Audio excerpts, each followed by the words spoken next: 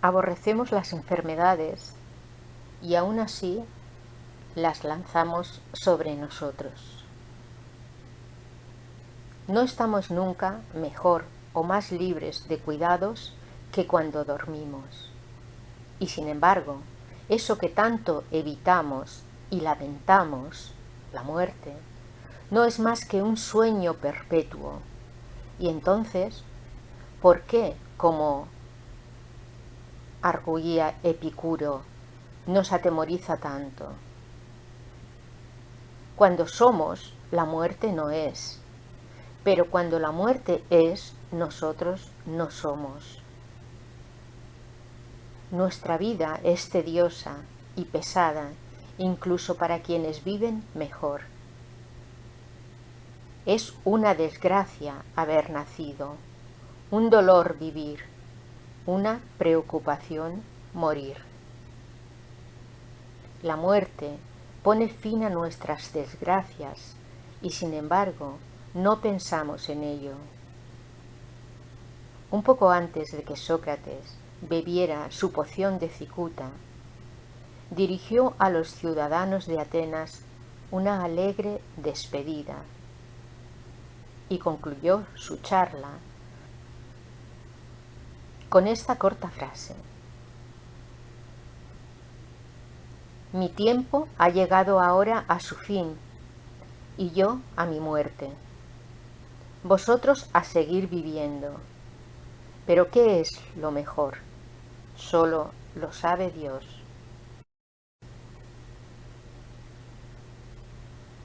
Porque no hay placer que no se acompañe de pena, y el arrepentimiento le sigue. Si me alimento copiosamente, es probable que enferme o me encuentre muy pronto indigesto. Si vivo frugalmente, mi hambre y sed se alivian.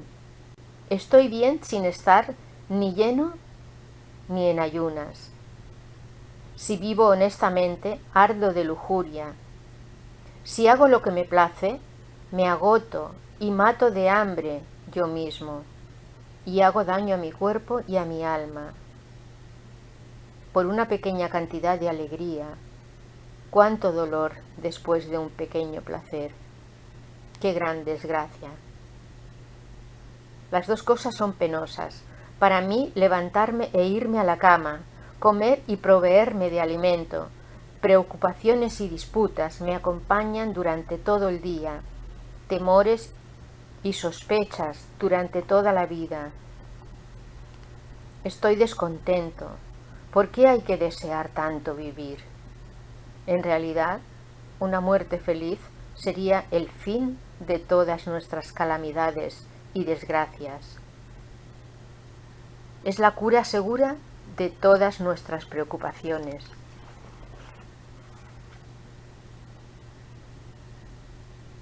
¿Por qué no decir entonces, como el viejo Simeón, puesto que estamos tan implicados: Señor, deja ahora a tu siervo partir en paz? O con Pablo: deseo desintegrarme y estar con Cristo. Bendita sea la hora que nos conduce a una bendita vida, y benditos son los que han muerto en el Señor. Pero la vida es dulce, y la muerte no es tan terrible en sí misma como los concomitantes de ella, que pueden ser una enfermedad repulsiva, el dolor y el horror, y muchas veces la propia forma de morir. Ser colgado, destrozado en la rueda, quemado vivo como Servet, el hereje, que tanto sufrió en Ginebra cuando le llevaron al poste de la hoguera, y vio avanzar al verdugo con el fuego en la mano, lo que le hizo bramar tan fuerte que aterrorizó a la gente. Un viejo estoico se hubiera burlado de ello, y hay gente a la que le preocupa que no le entierren, etc. Tus gentiles padres no te enterrarán. Entre tus ancestros sepultado no estarás, y un ave salvaje tu cadáver devorará. y ahogado el cuerpo, los peces hambrientos lo limpiarán. Como dijo Sócrates a Critón, lo que hagan conmigo cuando esté muerto no me concierne. Es fácil afrontar las pérdidas desde el sepulcro. No me preocupa en tanto que no lo siento. Dejadles poner mi cabeza en el pico del Tenerife y mis cuartos en las 4 partes del mundo. No importa criar cuervos en la cruz. Deja que los lobos y los osos me devoren. La bóveda del cielo cubre a quien no tiene tumba. Así sucede con nuestros amigos. ¿Por qué su partida nos produce tanta alteración? Están mejor según esperamos. ¿Por qué entonces te lamentas? Como hacían aquellos a quienes Pablo censuraba en su tiempo, porque no tenían esperanza.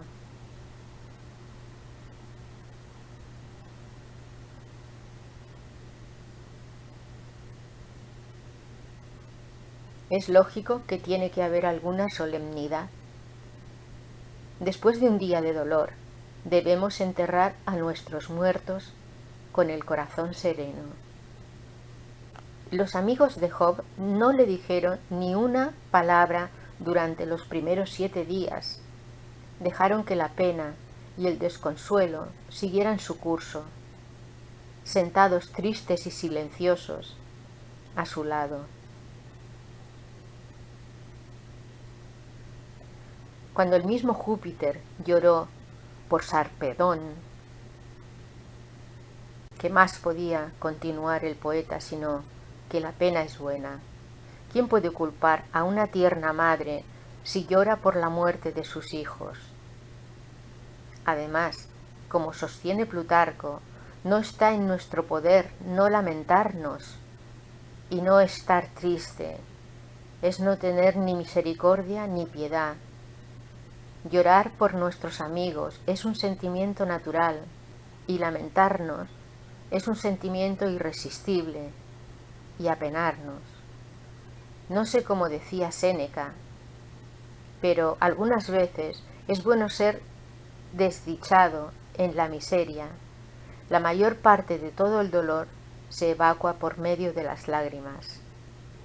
Es una forma de placer sumergirse en el pesar, ahogando el dolor en lágrimas. Así pues, un día o 2 de duelo, confórtate en tu abatimiento. Por eso el antiguo consejo de Germánico: es indecoroso y vano llorar a los muertos.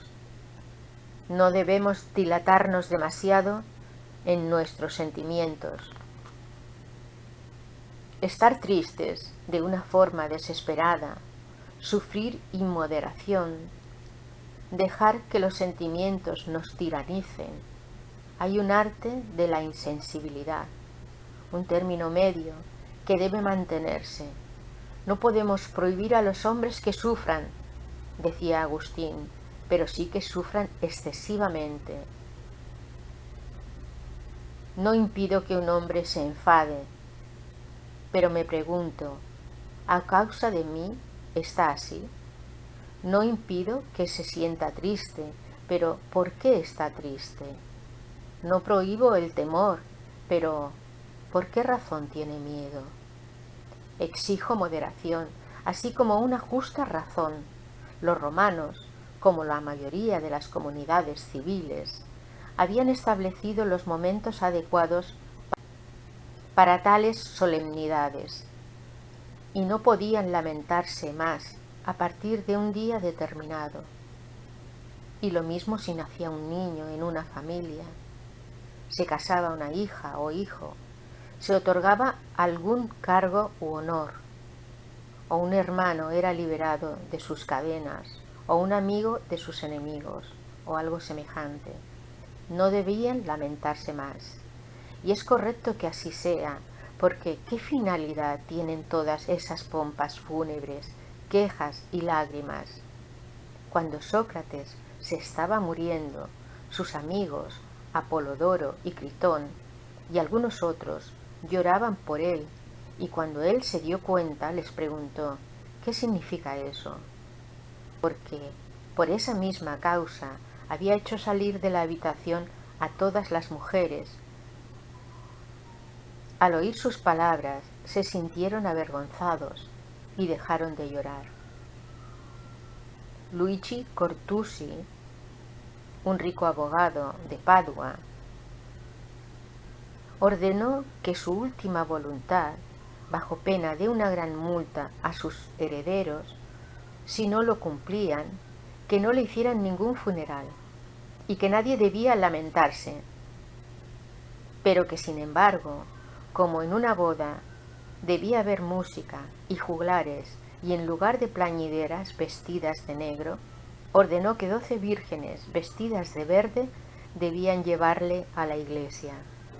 Cicerón, en un comienzo, estaba muy afligido por la muerte de su hija Tulia, hasta que llegó un momento en que reforzó su mente con algunos preceptos filosóficos.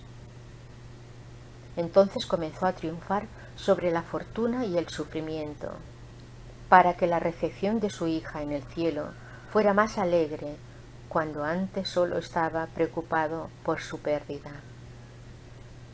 Si un pagano puede fortificarse así con la filosofía, ¿qué haría un cristiano con la divinidad?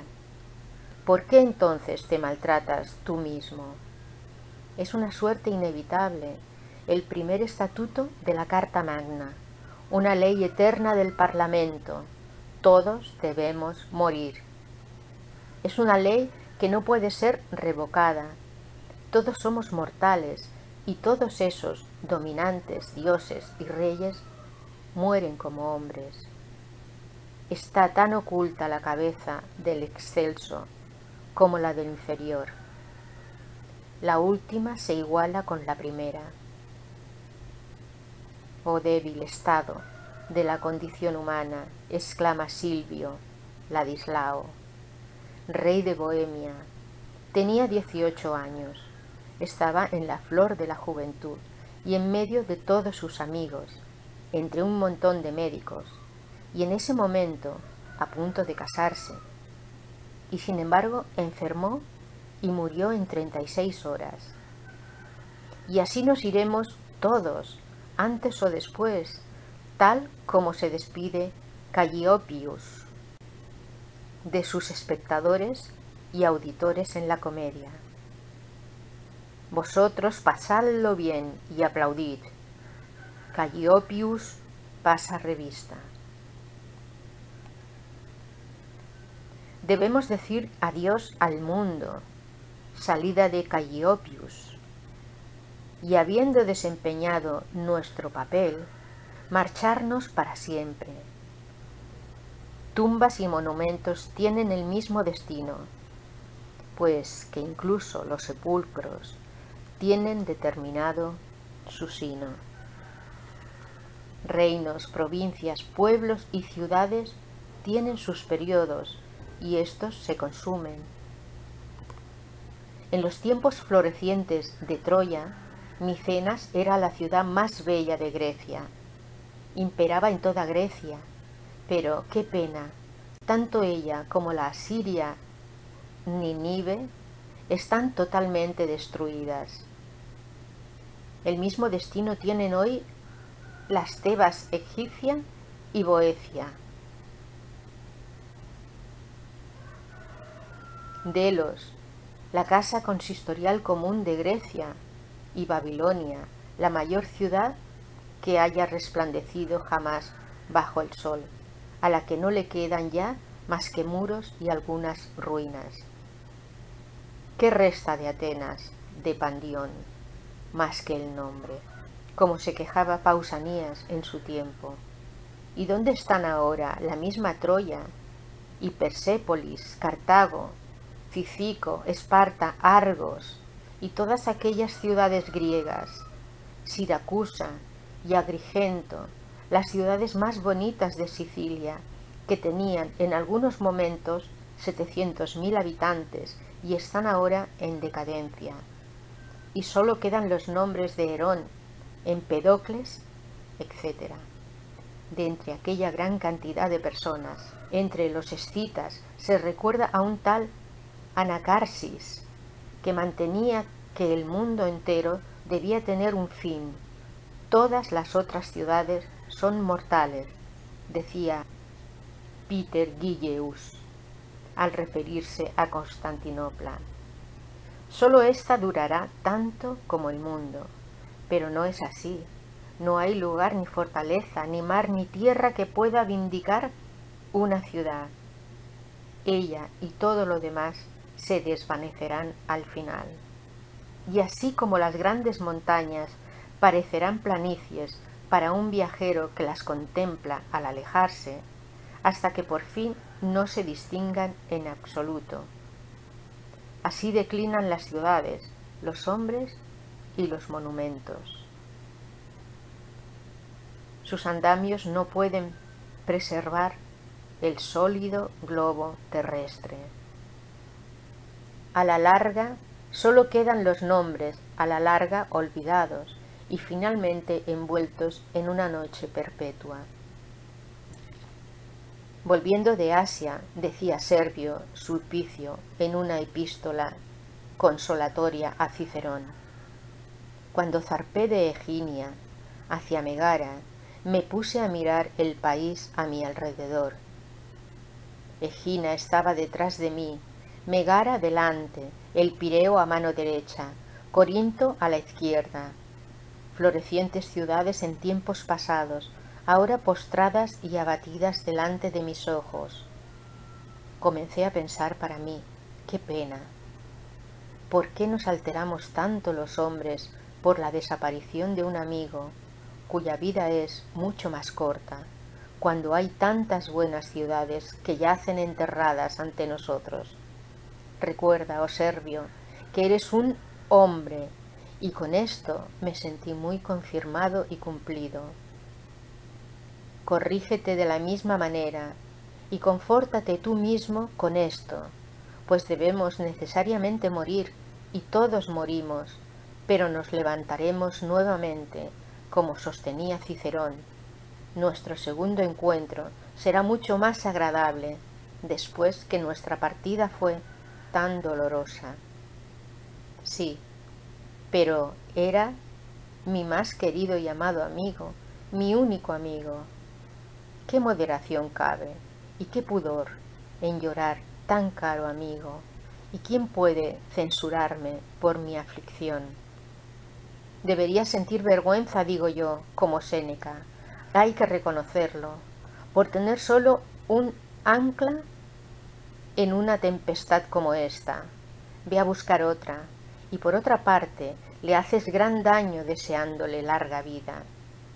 ¿Quieres que esté contigo continuamente, loco y enfermo, como un viajero cansado que llega fatigado a su posada, habiendo comenzado fresco su viaje? ¿O prefieres que se vea libre de sus miserias? Es preferible que te alegres de su partida. Otro se lamenta por la muerte de su muy dulce esposa, una mujer joven. Aún no le había cortado Proserpina sus cabellos de oro.